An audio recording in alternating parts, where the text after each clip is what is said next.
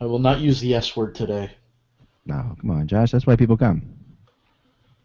Don't What's my disappoint. favorite pop? Squirt. Yeah, I decided not to go with the show title yesterday. I couldn't do it. I was talking about shit, but Thank okay. you, Jesus. We're already live, guys. Skinny. Oh, Okay. Yes, we crap. are. Here we go. Let's get to YouTube. Oh, by the way, I have a rant. Oh, good. Hold it. Save it. It has nothing to do with hockey. All right. Then say it now. You can say it. I now, was then. coming out of the gym after my 3.5 hours of cardio. Yep. And I'm walking to my car, and I see this car in front of me I saw this on Twitter. with 2 dogs in the car. And it's like 30 degrees outside, which is like 85. 90 something, I think. And it's hot, and they're both panting heavily. And I'm like, you got to be kidding me. I waited there for 20 minutes to see if it was just popped in the store and was coming back out. No. I then called the police. Actually, sorry, I called my mom and said, should I call the police? So then I called the police. And they never even freaking showed up. Typical. And I You waited don't call there. the police, call Animal Rescue. Yeah, I guess that's what I should have done. Wow. And then Animal Rescue takes the animals, and then they deal with reporting them because it is a crime. It's animal abuse, which is punishable by law. Yeah. They'd probably And then break 20 minutes later, he walked out. He walked out 20 minutes later, and the cop never showed up, and I confronted him, and I almost got in a fist fight. Wow. Yeah. That's pretty crazy. Mm. You almost got in a fist fight with a cop? Yeah. No, with the people. I'm sorry, Josh. I'm doing too many things at once. I apologize. Dad, he's not paying attention. Don't mind. That's not true. I heard words that were said. I just didn't. No, he almost got into a fist fight with Daniel Carcillo. Yeah. That's the best thing about the Stanley Cup final ending in a sweep. Carcillo will not return. No, he'll be back for Game 4. Crap, I forgot about that. That's the game. It really pissed me off, man. Like, even there were people in the parking lot were walking up and trying to give the dogs water, even. Like, everyone felt bad, and I said, I called the cops. Really? See, when good people are good. I like people. Yeah. And then I almost got my ass kicked by a steroid freak. But Josh, put up your lower third. Animal Rescue probably would have broken the window of the car if they would have gotten there. Yeah, I should have done that. My buddy works for the SPCA. Yes, thank you. Yeah, yes. And he said he gave me a number. I'm like, well, it's too late now. Oh boy. All right. 310 SPCA. But Don't forget to spay and neuter your pets. Oh, Sarah this McLachlan irks is their favorite singer. Irks me. If you Or the can't price take is care right. of your dog, don't own one. What's that, Eck? Or the price is right. I said one or the other. Oh, yes, God. All right. I think we're good. Let's Okay. do it. Here we go. It is Julie. I'm going to go to Julie.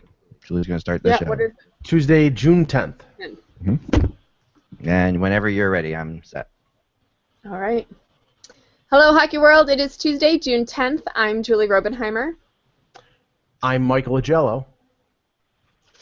I'm Josh Rimmer. And I'm impressed that Julie can do that without moving her mouth. That was pretty your video froze for a second, and you were actually talking. Yeah, but that was okay. That was a good thing. It was a good thing. Yeah, I think we're all working out fine. But yes, here we are. I'm back in Philly. Thanks, guys, for the delay. Sorry about the delay today. I was on the train, and I was right in that really awkward in-between spot where I tried to get the hotel to let me stay later so I could do the podcast there and then take the train, and then they wouldn't do that. Then I had to get to the train, which I just missed by a few seconds, and then I couldn't do it from the train. So by the time I got home, here we are. So I appreciate the 3 o'clock start today, but we've got lots to talk about because we've got rumors and we have Game 3 of the Stanley Cup Finals, which I was fortunate enough to attend last night. Although it was kind of a, I will say this, before I say anything else, the upgrades to Madison Square Garden are ridiculous. I mean, there's a reason this team didn't play at home for 6 months this year, whatever it was. 3 weeks. 3 weeks, but close enough, right? The upgrades to Madison Square Garden it is like a brand new stadium inside. I mean, it used to be, the way the press box worked there, was they had this little thing at the end. It was sort of like a bleachers kind of right behind the goal, and then the auxiliary press box, which is where I always was sort of around the middle of the arena between the first and second set levels. And you know, it was always Madison Square Garden, so it was always cool to go to. It doesn't matter, you know, where the press box was. But now what they did is they did a like Montreal Edmonton-esque thing where they built a hanging press box. Yeah. Which rocks, as you have to, you know, as I was sitting next to Kevin Allen in the press box, and he was like, you have to trust the power of engineering. Because we're on there, I'm like, is this moving or what? I mean, it really, especially when you go to the bathroom, which is the weirdest thing. Where the bathroom is, you feel the movement the most. And so you're in the bathroom, you're like, I'm gonna die here. This is gonna. I'm not touching that. Yeah. Yeah, that was Movement, pretty yeah. terrible there. That's not the only movement you feel in the bathroom. No, just kidding. All right, peanut gallery. Quiet, you guys. All right, so I'm up there. Yep, but the press box is frigging amazing. I mean, they not only redid it, but they put down the coolest things. There's a glass sheet, like, so you're looking. So as you look where your computer is on a glass bar. Imagine that. And she can see your legs, which I've never been able to do before when watching a game. I actually see my legs. Yeah, I always wonder what they did under there, but you know, but you can see your legs.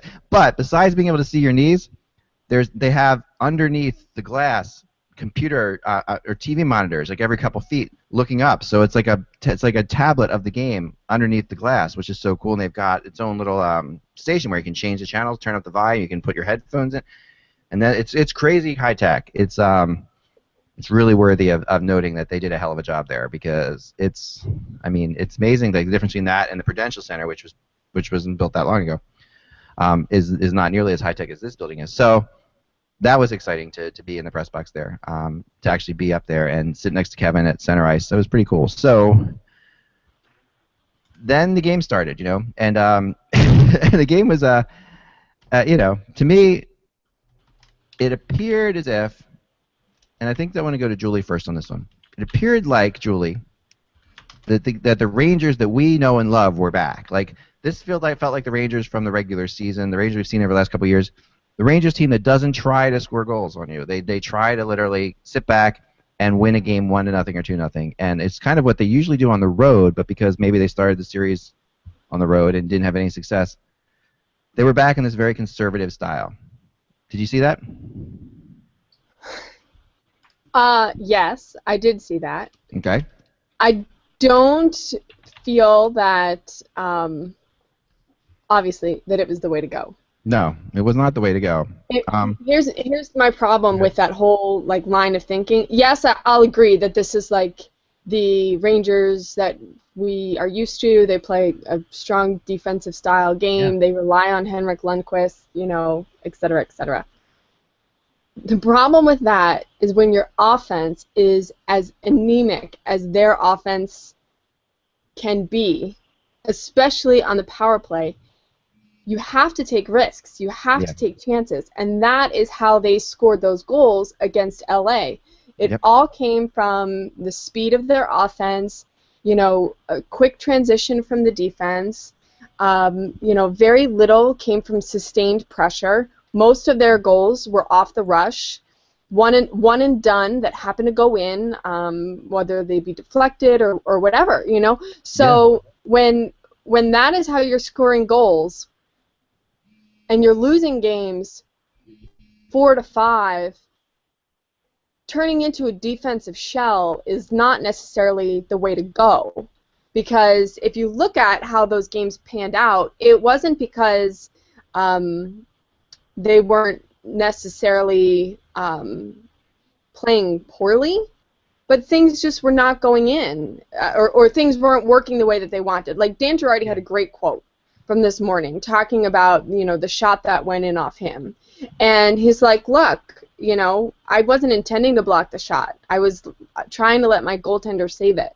And the shot went half an inch, it would have hit the bottom of my skate and been completely blocked. Half an inch up, it would have cleared my skate and Hank would have made the save. But instead, it hits my skate, deflects off, and it's in the net. You know, what do you do with that?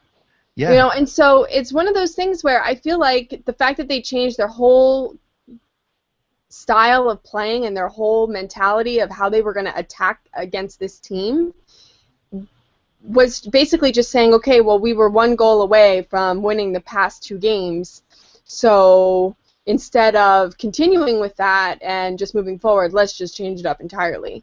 And then you let the Kings have your way with you. So I agree. That's what was going on. It's one of those things where, they've had success with it before.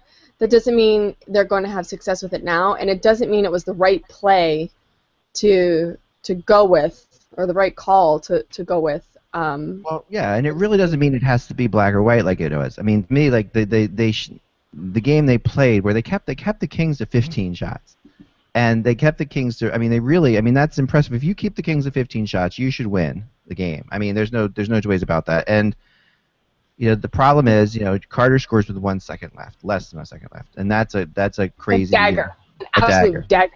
Yeah, at the time. That's like losing in overtime. Even worse sometimes because it's home. It's you're in the midst of it, and then the Richards goal was the one goal they had was a fine goal, but the Richards goal was a bounce the kind of bounce that that they didn't get. It was exactly like Richards goal was that they had plenty of shots like that. They had plenty of chances, and they just couldn't get a bounce. They couldn't buy a bounce, and this is why. In playoff series, Mike, we always talk about like you have to win when you have a chance to win because a game like last night is going to happen, and it wasn't the Rangers' fault that they lost last night. They didn't get outplayed last night. No. But it just happens, So if they win either one of those two games in LA or win both of them, last night's game is like you shrug it off your shoulder. Unfortunately, you blow 3-4 goal leads or 4 2-goal leads. 4 2-goal leads in LA. Mm-hmm. And here you are, and now suddenly you can't afford to have a game like last night, Yeah, Carter's goal, like Julie said, was a death blow. And the thing was, if you look at it, the shots were 5-4 in the first period, and I understand what the Rangers, if that was their plan, what they were trying to do, because honestly, a lot of commentators said that the first goal in last night's game was going to be the key. If the Rangers got the lead. In the first period, not to say that it would be the end all or be all because they did blow a few 2-goal leads in Los Angeles, but with the MSG crowd, if they would have gotten the lead, got the crowd enthused, got the momentum going, it would have meant a lot. And the exact opposite happened. They had a power play. The power play was pretty ineffective. And not to say that they're going to come back and win the series because I don't think they are, but if they want to extend the series, they're going to have to make a few changes to their power play, the same power play that went 0 for 31 between the first and the second round. Yeah. But once they got behind and they started pouring shots on Quick in the second and third periods, and he was brilliant. But they weren't. Other than maybe a couple of the chances, they were just throwing the puck at the net and hoping that it would go in, and you can't beat Jonathan Quick just throwing the puck at the net. You have to have how they've been doing it, though, and where you can beat Jonathan Quick is by throwing the puck at the net and getting a bounce like the Richards goal. That's the kind of goal that's the kind of bounce they're looking for. And a couple times it happened where it comes off and he makes an incredible save on Hagelin, and then makes an incredible save, and then the Rick Nash wraparound. Oh, the Rick Nash wraparound. That was just like he was hooked by Doughty there. I've been as critical about Rick Nash as anybody, but he was hooked by Doughty, and Doughty got a penalty there. So he got a penalty, but I watched it many times, Mike, and it is even though he was hooked, a guy of Rick Nash's strength should not be able to fight through that hook. Well, we all know that Rick Nash is pretty buttery. But yeah, it was just a weak moment, and but we're sitting there in the press box, and when you have time to say, Rick Nash, you need to get the puck around the net and wrap it now because the net is still wide open, which we did. I know. Listen, he got pulled down and everything, and he had a better game last night as the game went on. But Josh, your thoughts? Yeah, since game number 2, when Jonathan Quick gave up 4 goals, he's been a totally different goaltender. He's been solid. And you know what? I was expecting the Rangers to win last night. I know I said that yesterday, and I was kind of shocked the way how flat they came out. I feel kind of bad for Vigneault because this is a guy that's now been to the finals twice, and he's seeing his team once again not really showing up. like they did in previous series, which is exactly what happened with the Vancouver Canucks when he was coaching them when they went to the finals against the Boston Bruins. So you kind of feel bad for him a little bit, but LA, I mean, you got to give him credit. They're just dominant. When Quick's on his game and the other guys are playing well, and I've been saying Jake Muzzin, goal number 6, kid, young kid, and you know what? He gets overshadowed a lot, obviously, by one of the best guys in the game, Drew Doughty. But Muzzin's there to, score some pretty big goals, and he's been a big reason why the Kings are where they are and how well they've been playing. And I was just disappointed. I thought the New York Rangers would show up for sure last night. Maybe they were too interested in. You really in. Think they didn't show up? I mean, I shouldn't say they didn't show up. They showed up, but they didn't play as well as the Kings did. I mean, I think it's fair to say that maybe they weren't as effective as they wanted to be, but I don't think it's fair to say that they didn't show up. I mean, when you, like X said, when you allow a team like them to only get 15 shots on you, your odds of winning the game should be in your favor. I mean, they got 32 to 15. Yeah. I thought they were more interested in saying, "Hey, it's Jimmy Fallon, Jimmy." The Kings were opportunistic. They definitely were opportunistic. But that's what they are, right? I mean, that's what they are. That's what the Kings are. That's how they rule. Sure. That's the way they play, and you're going to have to deal with that. I mean, where I would say that I'm going to throw this out there. I don't think the Rangers fans showed up, and I hate to be obnoxious about it, but honestly, it's tough. Granted, the kind of game they were playing, the Rangers were playing a road game at home. Is the best way I could explain it. Like the Kings were playing a road game on the road, and that's what made the Kings so difficult to beat, because they were doing that thing that just frustrates you. They didn't have to impress anybody, and the Kings were just going to beat them playing that. They were counterattacking, 15 shots, but they scored 3 goals, and they didn't, with the exception of a time in the second period, really didn't give up that many great chances to the Rangers, right? So.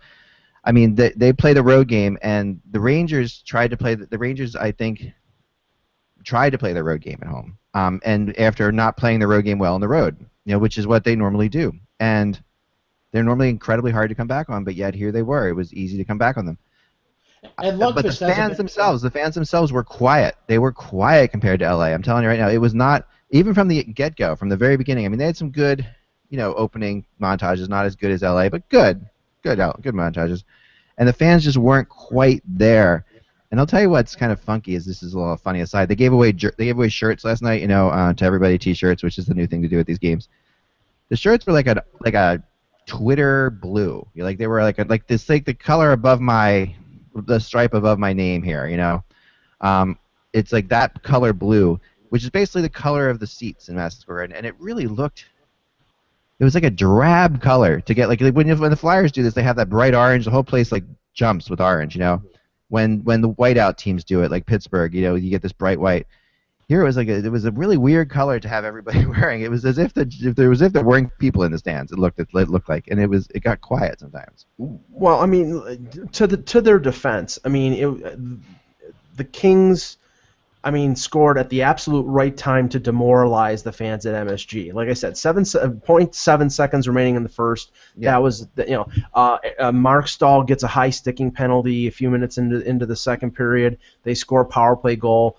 The Rangers turn it on. They're pressing for that goal that will give them life. They're throwing pucks to the net. They're getting good scoring opportunities on Quick. They can't beat him. He's playing unbelievable.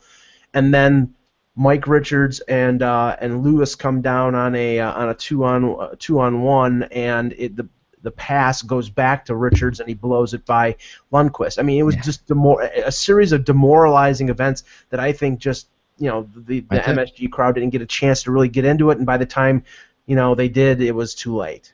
That's exactly right. That's exactly what happened. And they never really quite had that. And it's not, I'm not gonna rip on the fans or anything like that, but it was obviously a frustrating game. People were fired up, and it was a frustrating game to watch, because the Kings can do that. The Kings can really frustrate you. They play frustrating brand of hockey.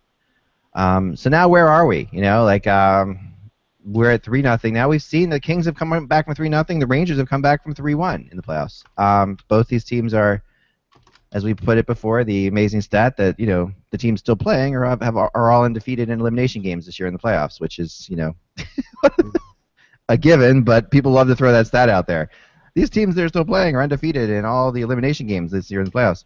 Yes, they are, or else they wouldn't still be playing. But yep, they are. So, But I think the point is that these teams have played in a lot of elimination games. Yes, I guess that is the point. But I agree with you. But I think that they are.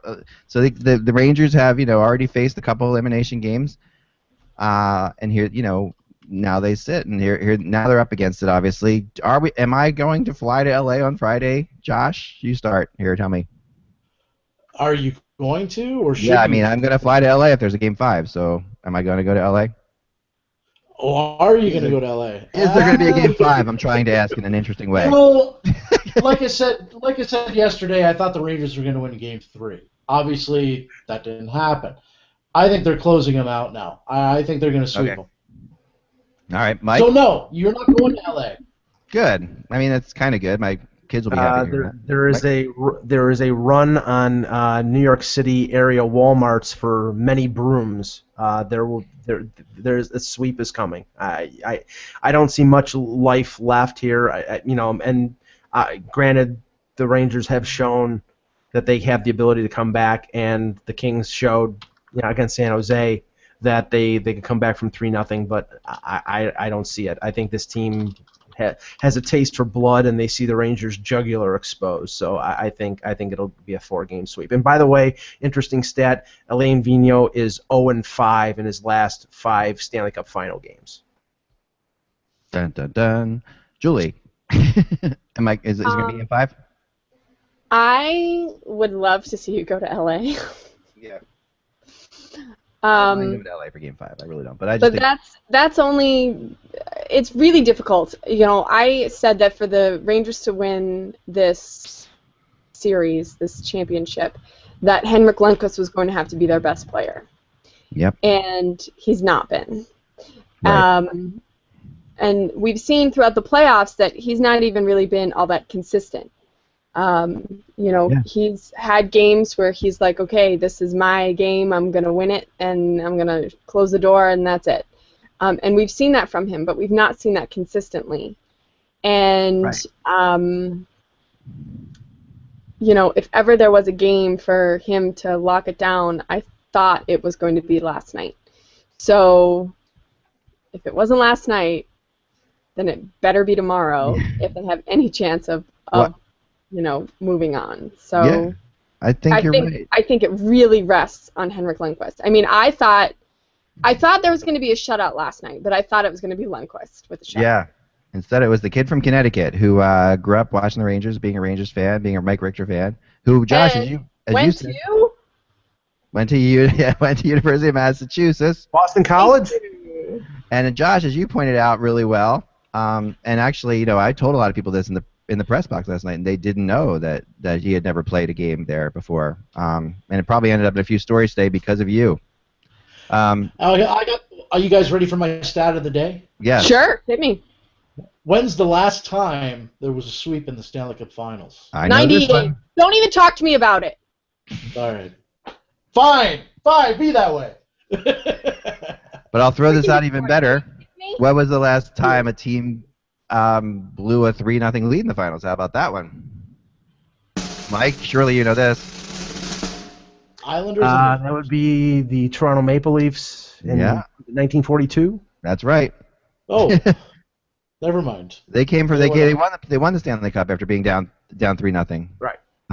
It was against Detroit. Against Detroit, that's right. Good times, I remember. Remember watching the game, listening to the Everly Sisters sing those war tunes. That was the fun times. So 1942. But yeah, it's been a while. This has been the year, though. It feels like if there's ever going to be, this has been the year of these big comebacks. Like the 3-1 series, the 3-0 series. So maybe, let's throw it out there, hope for the Rangers. This is honestly one of those things that, it's like I said, it's a game-to-game thing right now. The Rangers, anybody could win tomorrow, but the problem is, can the Rangers do that 4 times in a row? Anybody can win any one of these games. And the Rangers just have to look at it that way, and obviously they are looking at it that way. But it really feels like, these 3 games could go any way. Yeah? The Rangers need to kill a rat in the locker room or something. Kill a rat in the locker room, yeah. What's the problem when you redo the stadium? Yeah. There's no rats in Madison Square Garden anymore. That's what the Panthers did. Sure, although they lost to they got swept by the Avalanche, which I was there for. Yeah, no, I spent time, last night hanging out with some celebrities too. We can talk about that later. That was fun. But anyway, here we are. Jimmy Fallon? Not Jimmy Fallon. I think we will definitely. Here's the two things. Like I said, when I left LA, I'm like, am I going to come back here again? And my feeling was no. My feeling today is that this isn't going to be a sweep. So I guess I'm caught in the middle. I don't know. I left there today, after seeing some of the skates and just thinking, okay, this is not going to be a sweep. It's not going to be a sweep. I don't know. I don't know that the desire is there for the Kings to. I don't know if the Kings are a sweeping type team. You know what I mean? They feel like, I mean, they win when they have to. This is a really weird situation. I mean, look at the Kings last time when they got in this spot. They lost 2 games to the Devils, right? It ended up going to Game 6 in the Stanley Cup Finals in 2010. And that was even way more inconvenient than this is. So I think that this is completely, just for me. I'm sorry, just speaking from a personal perspective. I think the Kings. I think the Rangers have one more game in them. I do. I think this goes back to LA. Although I don't know if it goes past 5. I just think that's where it could end. I think it has more to do with the Rangers than it does with LA. I think LA is to use your vernacular, a sweeping team. It's a question of whether the Rangers show up. Again, if they get the first goal, get the crowd behind them. Nobody wants to see nobody at MSG wants to see them sweep. I'm sure maybe unless it's the media because they don't want to make the trip to Los Angeles. A lot of LA people are flying. Like right now, the tickets on StubHub have plummeted. I was talking to people about this and. For tomorrow night's game, they've come down like 20-30%. I mean, they were still like $800 a piece. But if you're in LA, there's a lot of rich people in LA who are right now working this out and figuring out getting their tickets and flying there. So there's going to be some people who do want to see it sweep tomorrow night in Madison Square Garden. I can tell you that. I wrote Matt Barry's heading to LA. Heading to New York from LA, I think. The thing I'm interested to see what happens if they are swept. Do they have a knee-jerk reaction? Do they, try to bring in one of those big names that's out there that teams are dangling right now and want to trade? And do they get rid of Richards and Nash? I mean, I'm really interested to see what they do if they stick with the team or if they get rid of guys. Well, yeah. It's funny, Josh, because you're talking about a team that's that got to the Stanley Cup Finals and they could have as much changeover as teams that didn't make the playoffs. Yeah. I mean, not only the compliance buyout situation with Nash and Richards, but Strawman's a UFA, Brian Boyle's a UFA, Dominic Moore's a UFA. You've got RFAs there. I mean, there could be a rather significant changeover. Now, maybe Dominic Moore stays there because they signed him after being out for a year after the sad events of his wife passing away. Yeah. Boyle's been there for a long time, and he's a valued player, so maybe they sign these guys, and maybe they use the money from the compliance buyout of Richards or Nash to sign the players and keep them there. But, I think that the way that they're playing right now has exposed some of the things that they need to change in the offseason, like adding a defenseman capable of playing on the power play. And right-handed defenseman, mainly. They don't have anybody to play the right point. And the big thing, guys... The big thing, guys, is I wonder, is Sather stepping down at the end of the year? Is this it? I think that's going to be interesting to see. I mean, we all know who's in waiting. It's going to be Jim Schoenfeld, who takes over as general manager in New York once Sather does give up those duties and stays on as president. We also don't know how what his health is right now. He's been battling a lot, the big C word, this past year. So it's going to be interesting to see what happens, what shakes down with the Rangers after this. Yep. I don't have my bell ready to ring you, but yeah, I agree. I do agree. I think the Rangers are going to be. I think Sather is going to step down. That's what I've heard, at least. Yeah, that's what I heard too. I will see what happens. All right, so there we have that. Let's talk about the competition committee. I was there yesterday for the press conference of the competition committee, which was a really interesting press conference. They were very honest and open. It's like Colin Campbell and Matthew Schneider, right? Matthew Schneider's a good guy, And just so the first thing they throw out there is I was really happy right off the get-go because the first thing that really mattered they throw out there was the trapezoid, and I'm like, oh, okay, they're gonna get rid of the trapezoid, woohoo! And no, they're gonna make it bigger, and add a few rumbas around the side, I guess. I don't know. The trapezoid is getting bigger. This way, I don't get it. I will never understand why a goalie going into the corner to handle the puck is something that doesn't create scoring opportunities. To me, that is something that if the problem with this whole trapezoid thing from the very beginning, and here's my rant. Excuse me. I get it, but my rant for today is this, Josh, Julie, and Mike. I hate the trapezoid. It was something that Ed Snyder got approved because Marty Brodeur was killing the Flyers. That's the honest-to-God truth. It's been going on forever. Most goalies, if they venture out of the trapezoid and handle the puck, are going to make mistakes. There's going to be more scoring opportunities. And here's the other thing. If the trapezoid existed for any reason at all, I would allow goalies to handle the puck as much as they want to. I would keep the trapezoid back there. I would make it smaller, but I wouldn't use it for what it's being used for now. I would make it an extension as to where the goalie can't get hit. So if the goalie's handling the puck in the trapezoid, you can't hit him. But anywhere else, goalie can handle the puck, but you can hit him. And that, to me, opens up the game. Josh? Guys, this trapezoid thing has not been enforced. I mean, how many times have we seen this year where the goalie's handling the puck outside the trapezoid, but there's no penalty called? I just think the whole thing is just stupid. That's just it is stupid.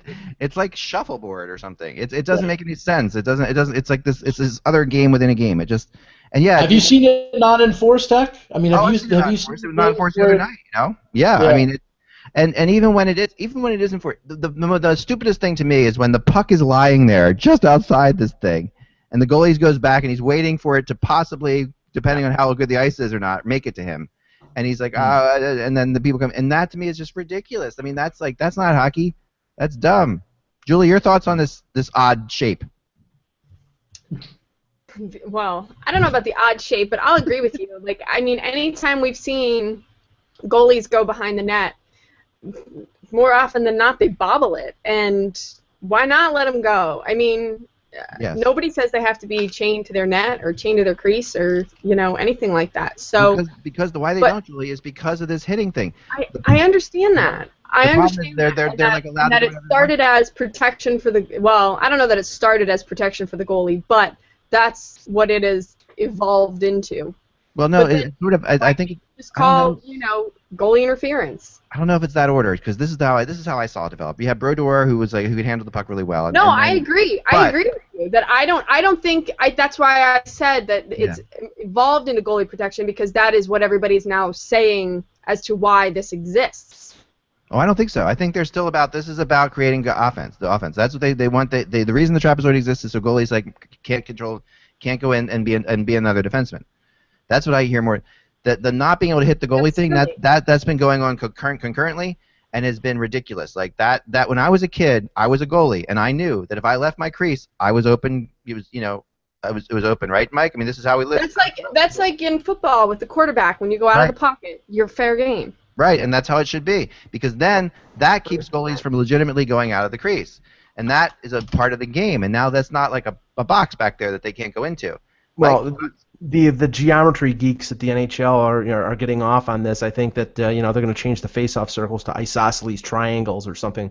I mean, it's just stupid. I mean, I wish they would just get rid of it. I know that Jonathan Bernier during the year had a situation where the puck went into the dead zone in the corner.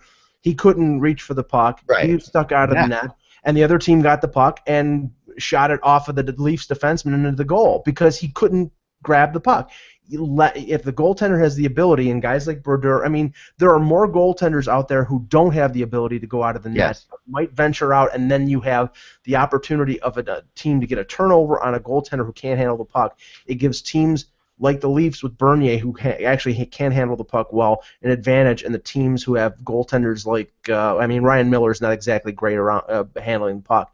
Or Jonathan Quick, he's not that. I don't think he's that great handling the puck. No, neither of these two goalies can handle the puck. But there's and this is the issue. I think that we lived. I was in Philadelphia when Hextall came into the league, right? And that changed everything. And there was here's a guy who can handle the puck unbelievably well, and that was exciting. And so it started out in Philly, ironically enough, and then Brodeur takes it up, and other goalies take it up, and then we see a lot of goalies who can handle the puck, like Mike Smith, right? And Phoenix can handle the puck, and other guys can really. Healthy. Yeah, other guys can handle the puck really well. And then the trapezoid comes in, and since then, think about it, we haven't seen that many goalies who can handle the puck that well come in the league. It's like they squelched this skill, this other part of the game that was introduced by Hextall. They've actually. Do you think, Julie? What did you say? So it's like the hip check. Yeah. It doesn't exist anymore. It doesn't exist anymore, and now guys don't even work on it. The goalies don't even work on handling the puck as well, much because of this. And yet we have this like invisible area around the net, which they just made bigger.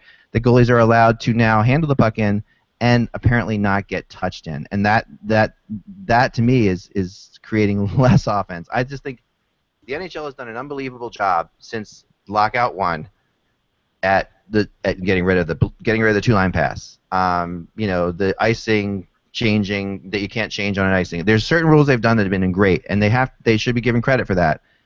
But I wish they could just admit that they didn't get this one right. Like of all the other ones that it feels like they want to just say that everything we've ever done has improved the game, and I feel like this one they just can't admit it. That's the sense that I get. Josh, you have that at all? Yeah, I agree with you. I think that's where it's at. I think, and it's okay to admit that. I mean, you tried all these changes, and when you try mass changes, things are work or not work. But this is pointless. This doesn't make any sense, and everybody has become a joke. And I think that I'm really surprised. And the other rule changes that they're debating, I think that I don't see any problem with a dry scrape after the third period, but before the overtime to give the ice conditions and switching ends for overtime. I don't think that's a problem. I don't have a problem with the international. Another term would be good though, Mike. Another term besides dry scrape. Yeah, I think would be good. But besides that, yes, I'm with you. Yeah, and the hash lines on the face-off circles being, I think they're going to go to the Olympic or the IIHF distance rather than what the NHL has currently.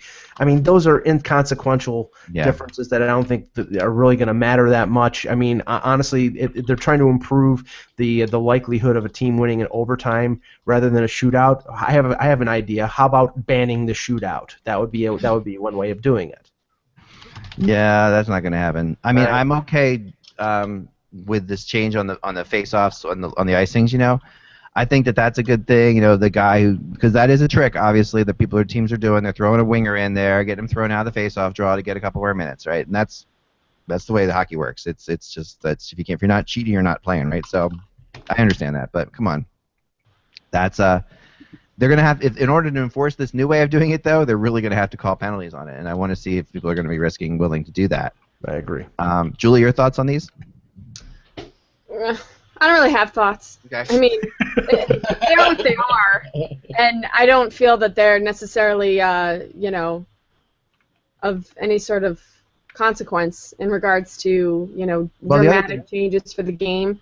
There is one. With the exception of Sorry, Julie, I'll cut you off here because we are burying the lead here. The instant replay was actually the thing that was most talked about. Okay, but it's a non-issue, and I think that is why it's so interesting, and that I will agree with because I think there's so many people clamoring for this instant replay action, and it's kind of like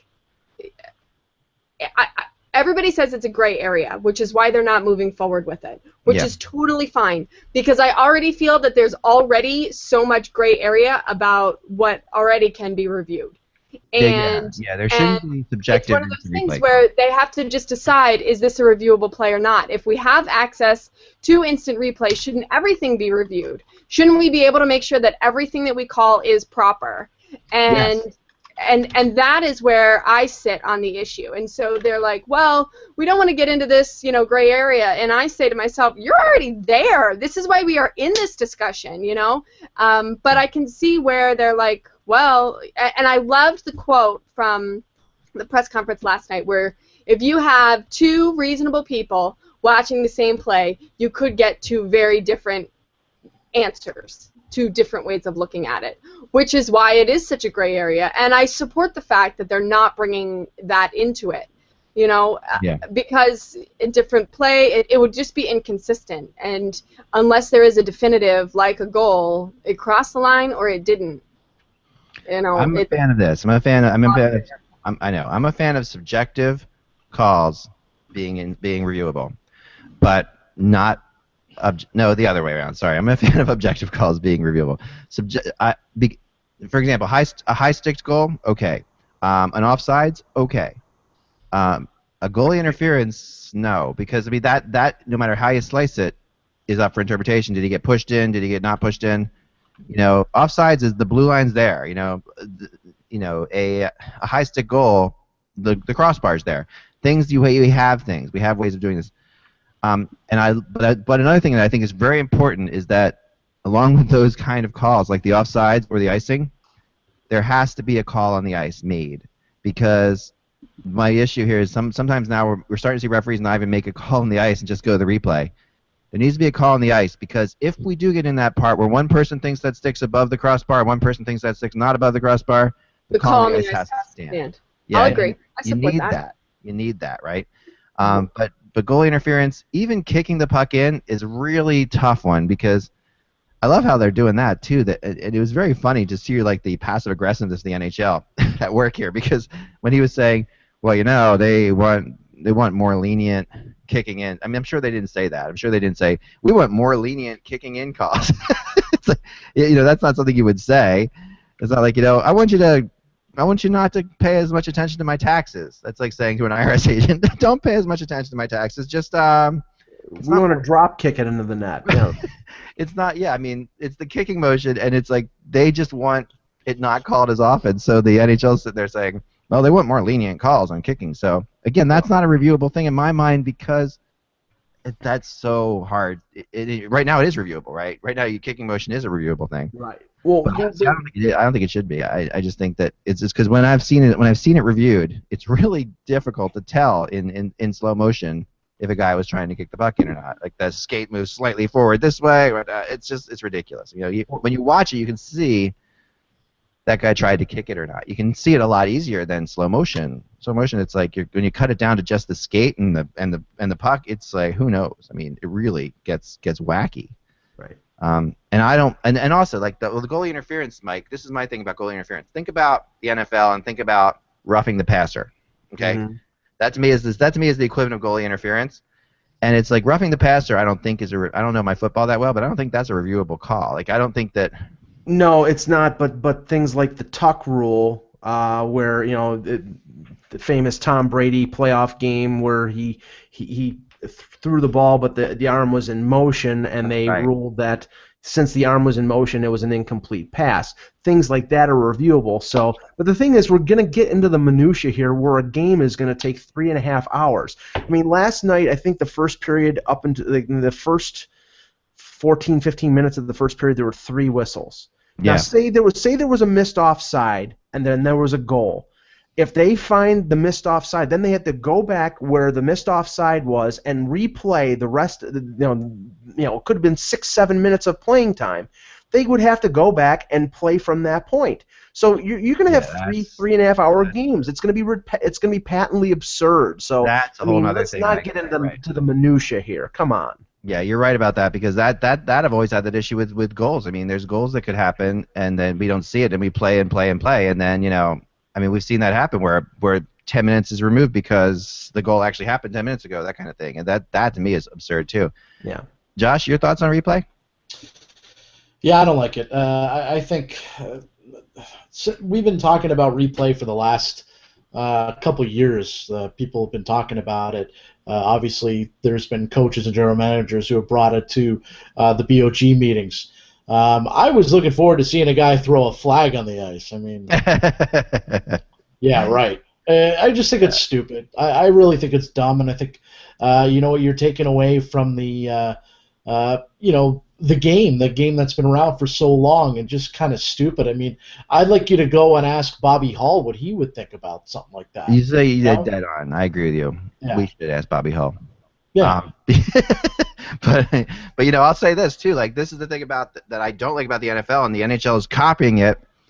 is this idea of you lose your timeout if it's wrong or whatever. Yeah. You have to use your timeout for it.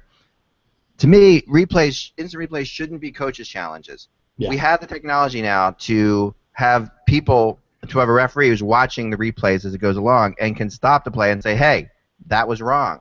Yeah. Instead of the coach guessing and then back and forth, and then because then we don't even need to go to a review. The guy says, wait a second, we've reviewed it while this play was going on. We want to stop the play right now. Boom, boom, boom. That was offsides. No, stop it here. I mean, that could be. I could see that having its own state of problems, but at the end of the day, that's really what we're trying to do here. If we're trying to get it right, like Julie says, what is the deal with the coach having to decide whether or not he wants to risk a timeout to challenge it, and do we have a good enough replay to see it? Let's just get it right. Let's just have an off-ice official who tells us when these goals are wrong. Do you see me that I keep yawning? Like I'm already like. Yes. This replay thing is boring. All right. I think it's so stupid. Like I mean, stick to the way it is. Get better referees in there, right? Or just accept the fact that mistakes happen. Yeah. I mean, that's part of the game, and it's I mean, look right now. Think about the calls we have right now that are must-make calls. When the puck gets shot over the glass, or when a guy's stick gets broken. Right? We've seen these, and they're so frustrating. These calls to us. We don't need more of that. We need more of a referee kind of feeling out the game. I'm sure that's what Paul Stewart was funny yesterday because I was tweeting out the changes and he tweeted out all these changes are ridiculous and stupid. And so I'm kind of with him. So what do we got in the rumor world today, Josh? Well, first let's get to news, guys. A lot of stuff happened over the last 24 hours.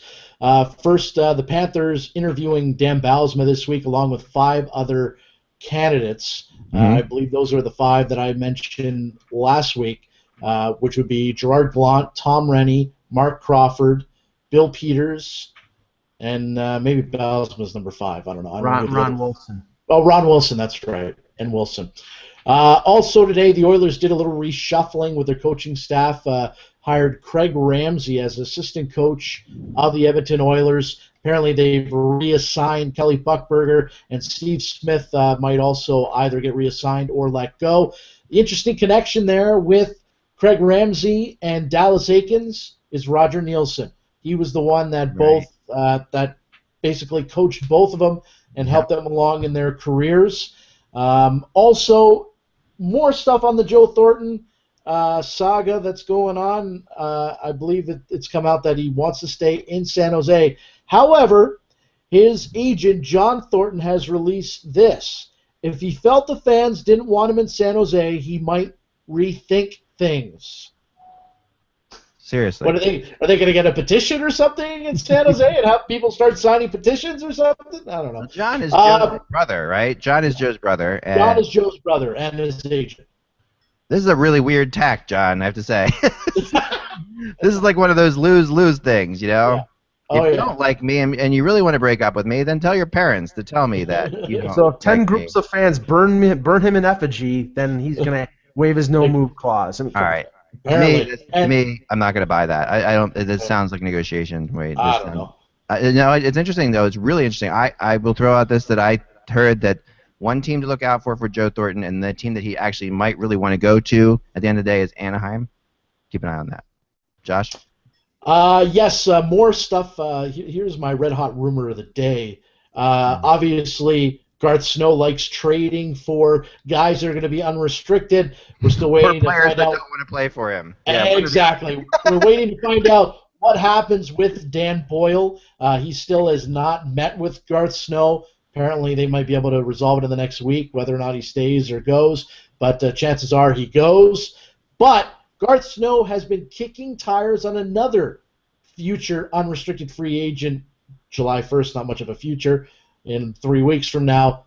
Ryan Callahan. Apparently, Garth Snow has contacted the Tampa Bay Lightning about acquiring the rights to Ryan Callahan.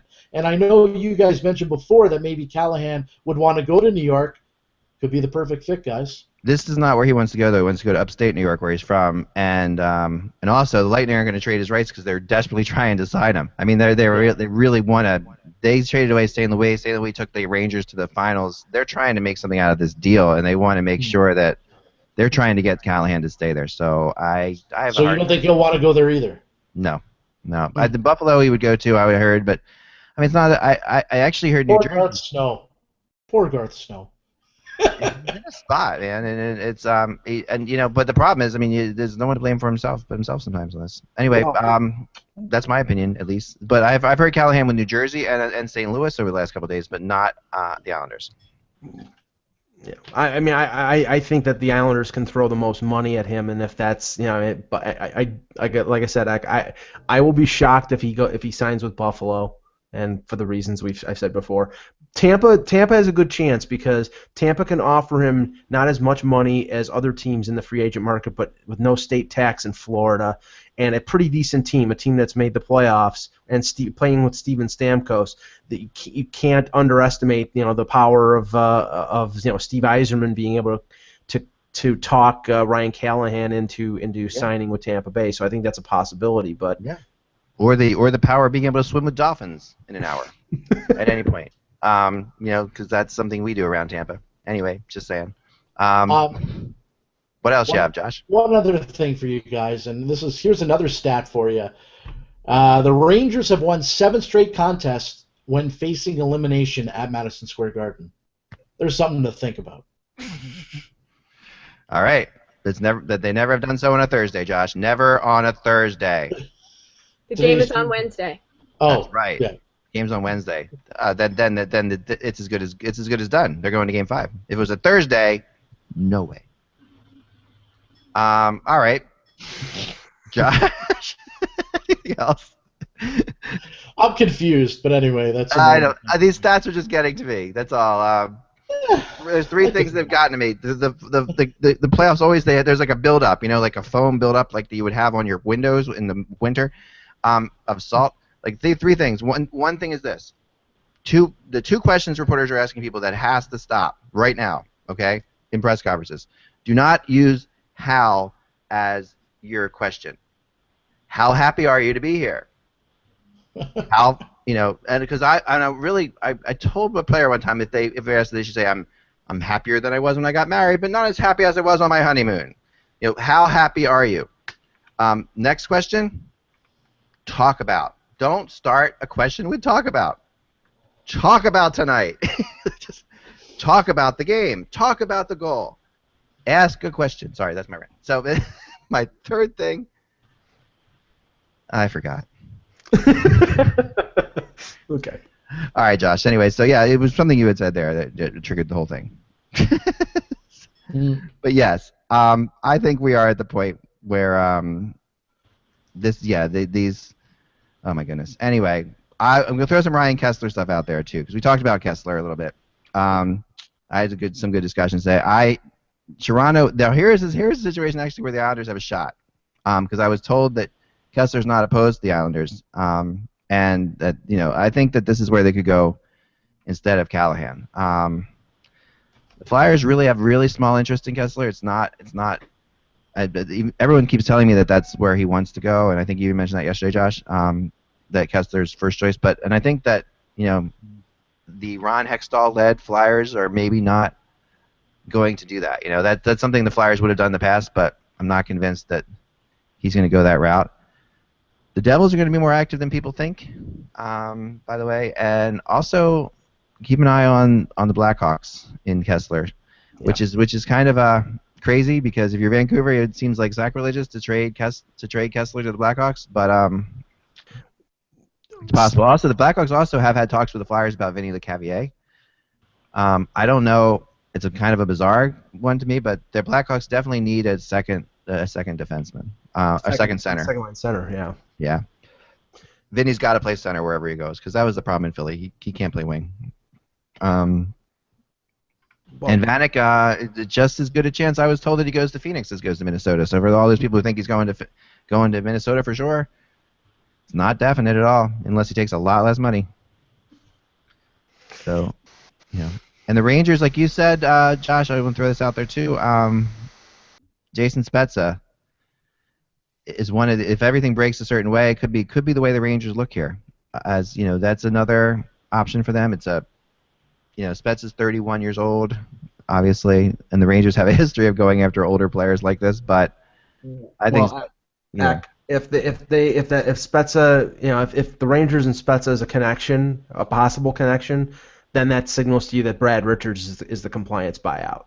You would think, right? Yeah. And I talked to some people yesterday who would convince me that that is the case, that it's not going to be Rick Nash no matter what. I still don't understand that because the argument I make at the end of the day is you have Rick Nash on your team if you don't buy him out. You can sit there and say the contract makes more sense to maybe Callahan's contract. I mean, Nash's contract is only 3 years longer, right. and Richards is longer, but you still have to deal with Nash for all those years. And right now, that's I'd rather deal with Richards because I think you kind of get what you're getting. There's more intangibles with Richards. Well, what I'd like to know, and we won't know this until he actually is bought out, but what the market will be for Richards once he is bought out. I mean, is it going to be like LeCavier where there was, 4 or 5 teams?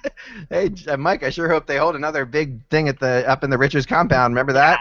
Where they had teams fly in from all over the place, and I don't think there's going to be pitches being made by. I think you may have other general managers going to Afghanistan instead of going to that meeting. But no, I mean, I still think Richards has, and hey, Brad Richards is the number 2 center in Chicago. I mean, yeah, he is. Josh, anything before we leave? No, I just saw that former pitcher though, Bob Welch, just passed away, 57 years old. Anyway, that's baseball, but still. That's okay. Good ball player. Yeah, he's a really good ball player. Julie, anything? I'm good. All right, guys. Mike, you're good? Always. Awesome. Thanks, guys. Thanks so much for waiting. So glad so many of you are watching live, even though we were delayed today. I really appreciate it. We'll be back at 1 o'clock tomorrow. God willing, I'm getting up early in the morning and going back to New York, and it should be from the hotel tomorrow. That should work fine, and 1 o'clock should work out pretty well. So, remember, without the buzz, it's just hockey. We'll talk to you soon. Thanks.